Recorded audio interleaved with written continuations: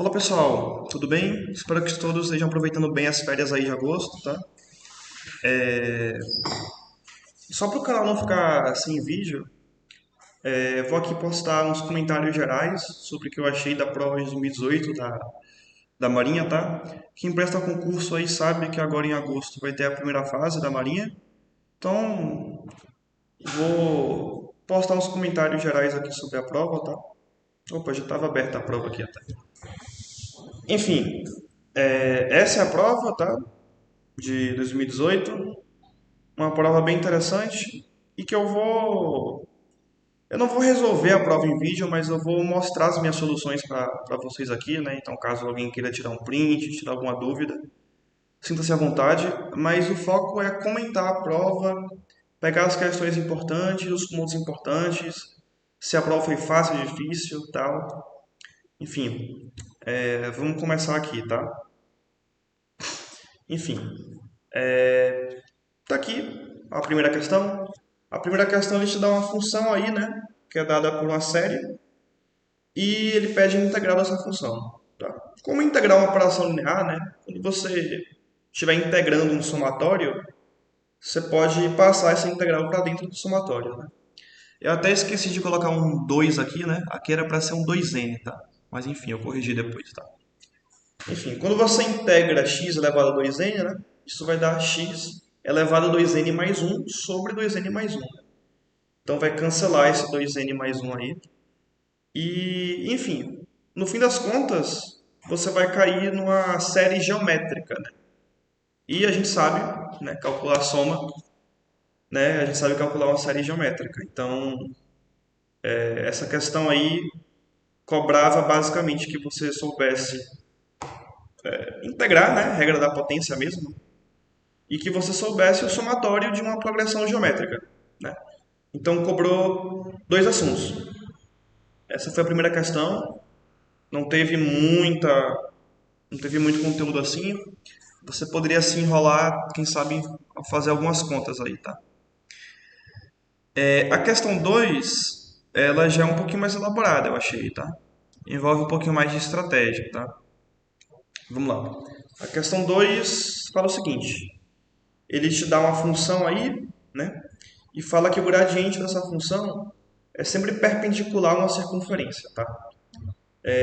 Em termos técnicos, né? Em termos de coisas que você pode calcular, o que é que isso significa, né? Significa o seguinte, que o gradiente dessa função, tá? O vetor, né? O vetor gradiente dessa função, ele é sempre perpendicular ao vetor, né? Da reta tangente a essa circunferência, né? Então, a gente tem duas coisas aqui para calcular. A gente tem que achar esse vetor gradiente. Achando esse vetor gradiente, a gente tem que achar, né?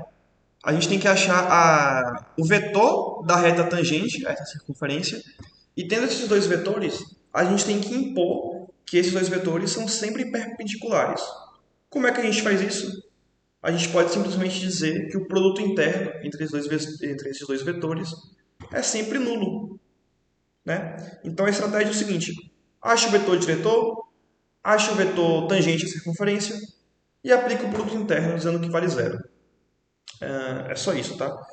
A questão toda é que nesse emaranhado aí, né, por mais que só sejam três etapas para você resolver a questão, tem um pouquinho de álgebra aí, né? Você vai ter que lembrar aí de dar uma fatorada, mas enfim, dito isso, é só álgebra mesmo que você consegue resolver a questão numa boa, tá?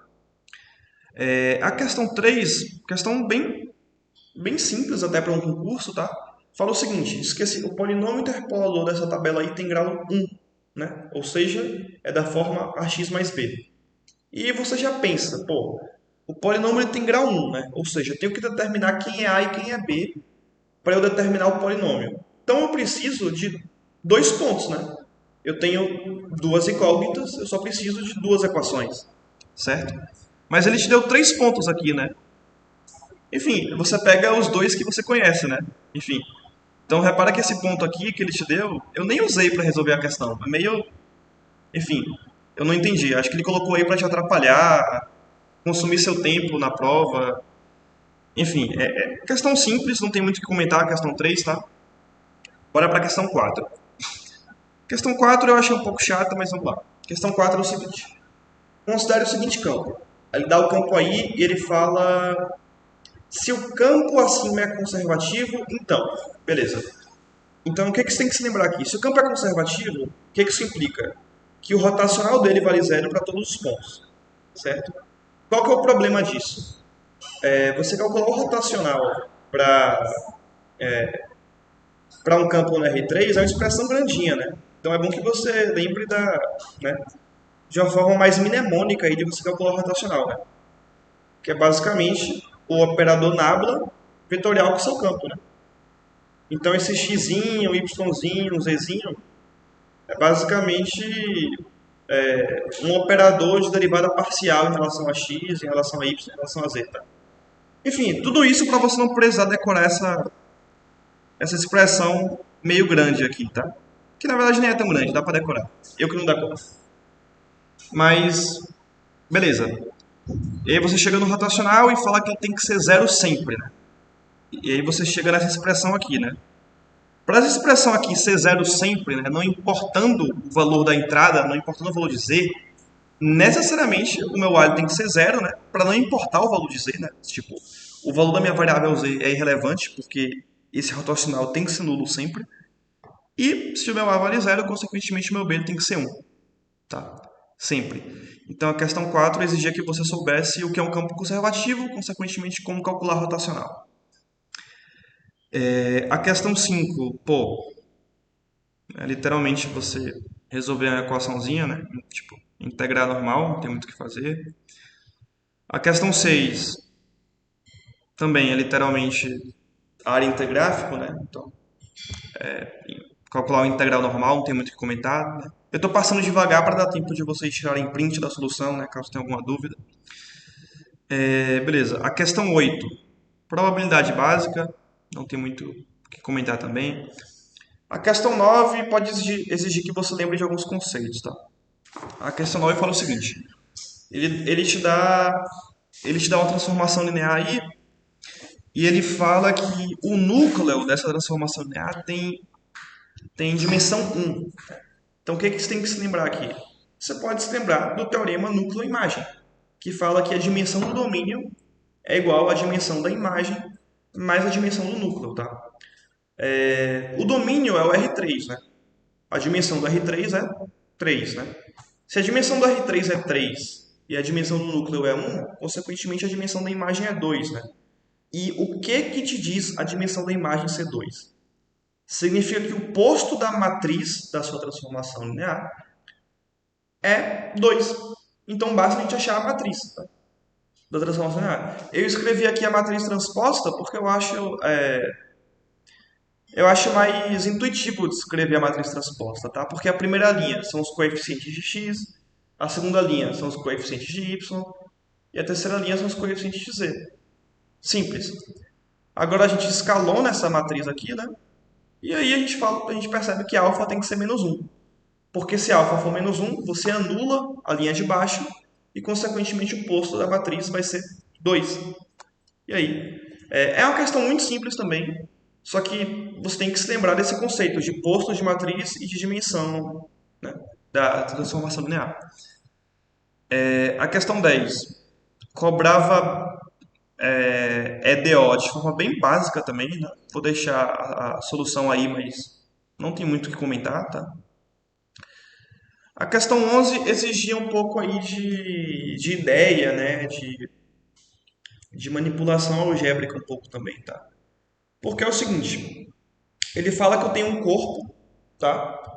Que está percorrendo uma certa trajetória exclusivamente sob a ação da gravidade. Se você tem um corpo percorrendo uma trajetória, você já para e pensa, se eu tenho a equação da trajetória, né? Consequentemente eu posso extrair informações da velocidade. Né? Basta derivar a trajetória em relação ao tempo. Beleza. Então, tem informações da velocidade. De que outra forma eu posso adquirir outra informação sobre a velocidade? Olha, eu sei que esse corpo ele está sob a ação da força peso.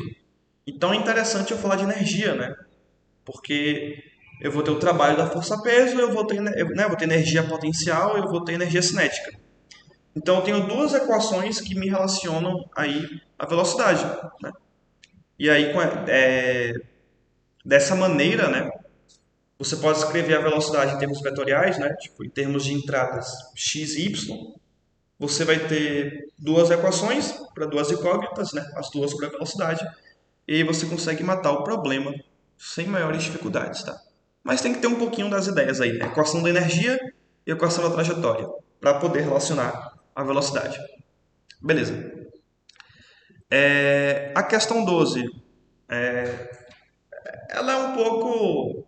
Essa questão 12 eu achei até, enfim, um enunciado um pouco estranho, tá? Ignore esse desenho do triângulo, é da outra questão que eu estava fazendo, tá? Mas enfim. A questão 12 fala mais ou menos o seguinte: eu tenho uma esfera, tá? E eu tenho um campo magnético, tá? E ele fala o seguinte: a depender, imagina que eu coloque um corpo em algum ponto dessa esfera, né? E ele pergunta qual o conjunto das velocidades que eu posso dar para esse corpo de maneira que ele descreva uma circunferência nessa esfera. É só você lembrar da definição de força magnética, né? A força magnética, né? É igual a carga vezes o produto vetorial da velocidade com o campo magnético, né? Enfim, então você lembra lá da regra dos três dedos, né? Força, campo e velocidade. Tá? Então, imagina que a vista de cima aqui, né? Imagina que, por exemplo, que o meu campo ele está apontando para dentro aí da sua tela, tá? Então, não, melhor. Imagina que o campo está apontando para mim, certo? Então, para ter essa força centrípeta assim, necessariamente a minha velocidade tem que apontar nessa direção, tá? E o resto aí é só você, enfim, fazer uma análise, né, de onde é que o que acontece, se está no polo, se não está no polo, tá? Enfim, é uma questão que cobra basicamente a definição de produto vetorial. Beleza. A questão 13 foi anulada e eu não entendi por que ela foi anulada, porque ela tem resposta, né? O que eu vi o argumento de algumas pessoas anularem essa questão é porque em questão de concurso, né, como uma prova de você resolver, enfim, com velocidade e tal, né, as respostas elas necessariamente têm que vir da maneira mais, pelo menos em questão de matemática e física, né, tem que vir de uma maneira que seja natural para a solução, né, tipo de uma maneira simples, né. Caso contrário, é uma questão que não está te cobrando o conhecimento que a questão deveria cobrar, né? Enfim, o que isso significa, né? Se você resolve a questão da maneira normal, você acha essa resposta daqui, né? 2c raiz de 2, que não tem resposta. E aí você pode tentar manipular essa resposta aqui para você tentar achar outras coisas, né? E aí você acha o quê? Você acha a vezes 2 raiz de 3 sobre raiz de 3 vezes raiz de 6, que também não tem resposta, né? Mas enfim, basta você aplicar, né, o teorema de Pitágoras aqui, né, que você vê que 2c ao quadrado é igual a c ao quadrado mais a ao quadrado, né? E aí você substitui o que você achou aqui, né? Então, ou seja, c vezes 2, né?